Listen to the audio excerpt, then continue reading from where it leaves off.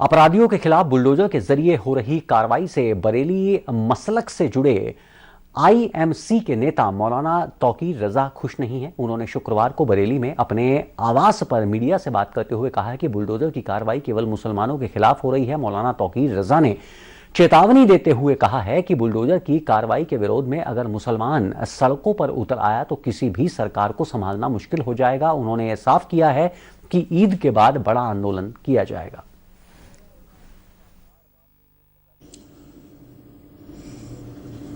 केजरीवाल साहब की, अरविंद केजरीवाल हमारे दोस्त हैं,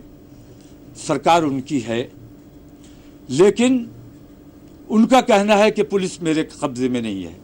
लेकिन प्रशासन आपका है। प्रशासन के बगैर पुलिस कोई एक्शन कैसे ले सकती है? दिल्ली की हुकूमत की मर्जी और मंशा के बगैर और उनको कॉन्फिडेंस में लिए बगैर अगर कोई वहां कार्रवाई की गई है, किसी किस्म की कार्रवाई की जा रही है, तो वो अपराध है। तो हुकूमत अगर खुद अपराध कर रही है तो इससे बड़ा अन्याय और दुर्भाग्य क्या हो सकता है। और ताजा अपडेट के लिए हमारे साथ जुड़ चुके हैं हमारे संवाददाता, मौके पर मौजूद हैं कुमार विनय। जिस तरह के अल्फाजों का इस्तेमाल मौलाना साहब ने किया है, जिस तरह की चेतावनी उन्होंने दी है, जिस तरह का भड़काऊ बयान उन्होंने दिया है कि मुस्लिम समाज सड़कों पर उतर गया तो सरकार को भी संभालना मुश्किल पड़ जाएगा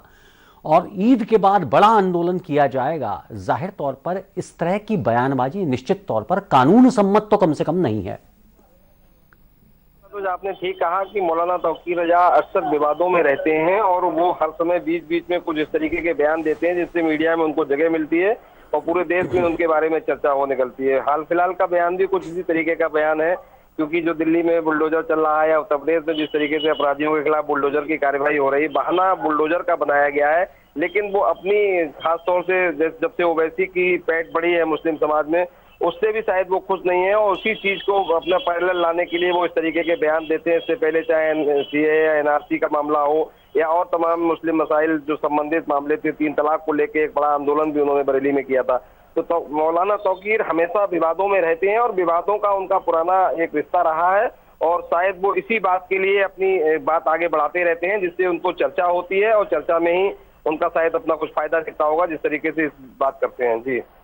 जी, अब प्रशासन ने अब तक इस तरह के बयान का कोई संज्ञान लिया कि समाज के सांप्रदायिक सौहार्द को इनका ये बयान बहुत बड़ी क्षति पहुंचा सकता है?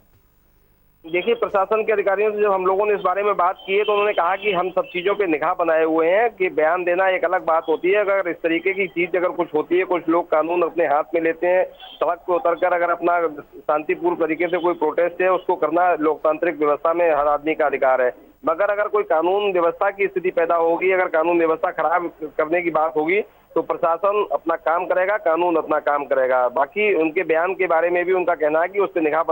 रखी जा रही है और उनकी गतिविधियों पर भी निगाह रखी जाएगी कि आगे किस तरीके की गतिविधियां होती हैं और अगर जिस तरीके से ईद के बाद उन्होंने कहा कि बड़ा आंदोलन होगा, सड़कों पर उतरेंगे, तो उसको बारे में भी प्रशासन पूरी तरीके से सतर्क है और उसका कहना है कि किसी को भी कानून अपने हाथ में नहीं लेने दिया जाएगा। जी, इस जानकारी के लिए आपका बहुत बहुत